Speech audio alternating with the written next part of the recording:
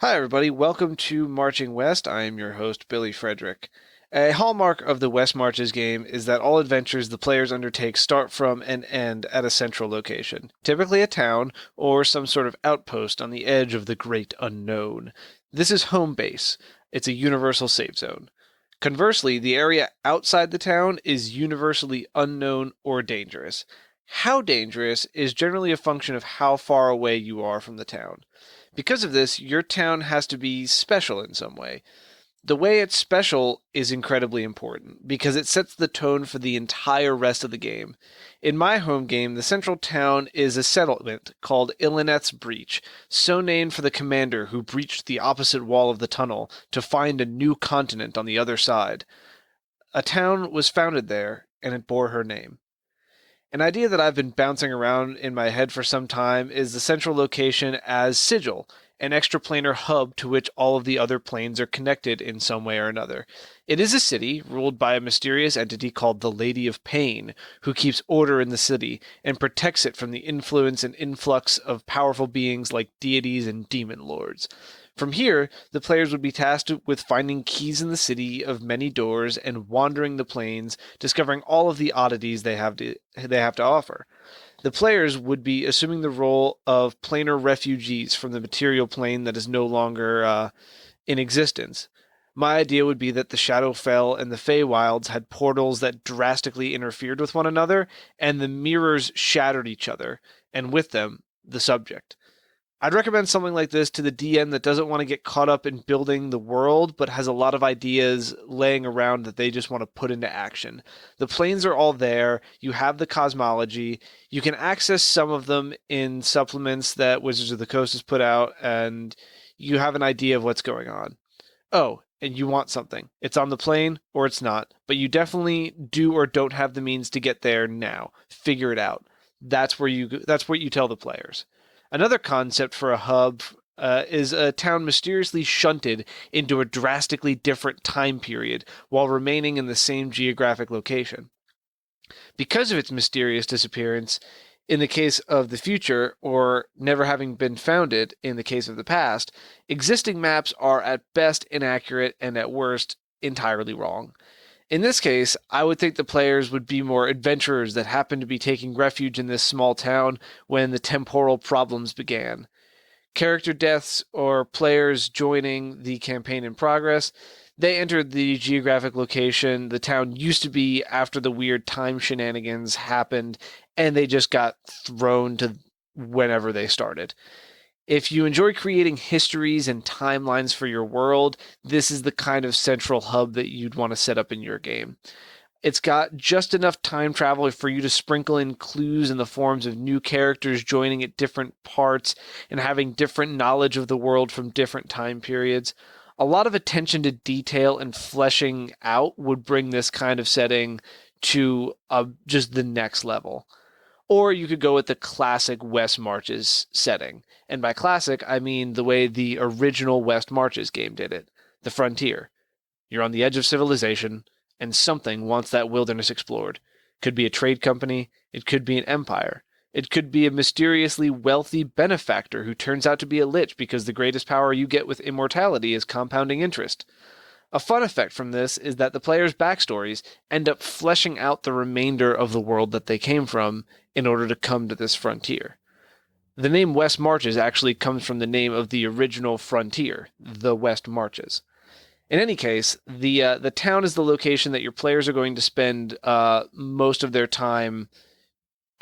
That the characters those players run are going to be are spending most of their time. It should have enough amenities to equip the players that they don't die, but not so much that they can rest comfortably and buy whatever they need. Personally, I don't have any magic items. I just recently nixed health potions because it was becoming something of a crutch. What this does is it creates a drive for players to leave the town in search of things beyond just the basics. This central location should be both thematically and narratively connected in some way to what you desire from the outside world, and it should seem like a contiguous piece among it, despite that very clear separation. As for the outside world, I recommend you start with whatever cartographer you choose, as long as it's a hex cartographer. And I use 6 mile hexes personally. Some use 24, and what it really affects is how far apart fixtures are from one another and how much map you need. The bigger thing that it affects is how the rules in the Player's Handbook and the Dungeon Master's Guide interact with your map. The general base used in both of these books is a 6 mile hex, and travel alterations are made around that. To get an idea of what I'm talking about, consider this. Prepare for math. Base walking speed at a normal pace in regular terrain is 24 miles in a day, or 4 6 mile hexes. Now, to this you may say, aha, 24 miles, 24 mile hex. Boom, easy. But it is not so. Consider alterations to this formula. Walking speed at a slow pace in difficult terrain is 6 miles. Because difficult terrain halves travel speed and stealth travel halves it again, 24 halves to 12, which halves to 6. So on a 6 mile hex grid, this is easy. It's 1 hex. And this is the slowest that you can move in a day. But on a 24 mile hex grid, it's a quarter of a hex. So let's say your players decide to travel at slow pace through difficult terrain for one day, then normal speed the next day to make up the time they lost.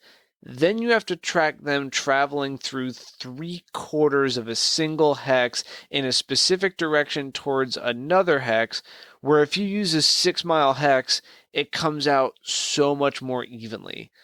This is my big pro to a 6 mile hex grid and why I personally use one. It allows for more discrete tracking and demarcation of the character's location. The downside is the 24 mile grid's upside. You can represent a physical area with the same amount of map, the same number of hexes, if those hexes each stand for a larger area. For example, my 69 by 87 hex map that I use for my game is size-wise about the size of Spain. A hex grid with the same dimensions and 24 mile hexes instead of 6 is about the size of Mexico. Which I know that can kind of get lost in abstractions, but that's the difference between 195,000 square miles and 781,000 square miles. It's 4 times larger. It's just they're not comparable land masses. In any case, that's my recommendation. 6 mile hex grid because more discrete tracking, but ultimately, it's your map. Do what you think is best and what you think is going to work best for your game. The last little tip I have is to, when placing environments down, work in biomes. Don't just make a smattering of deserts in the middle of forest. Don't stick random ice sheets in the tropics unless you want it to be under some serious scrutiny, because your players are going to get to an ice sheet in the tropics and they're going to think, what's up with this ice sheet in the tropics? Actually, you know what? Saying this now, put an ice sheet in the tropics. That's a really good hook. But ultimately, the best advice I can give for making environments is make it look natural in that it's orderly, but it's also rugged. And that about does it for this episode. Sorry it took so long to come out after the second one. It's the first episode that I'm releasing with a YouTube companion. So along with releasing this episode on YouTube, there's also going to be an episode 3.5 where I walk you through how I do my map with Worldographer and Paint.net, so that in a way that the grid is slowly revealed. It's going to make more sense when you watch the video, but be on the lookout for that. In the next episode, we're going to talk about condensing all of your world building into a concise premise that you'll use to pitch your game, and finding players. In the meantime, check out the Marching West Instagram, Marching West, and be sure to check out the episode's YouTube companion. Until next time, thanks for listening.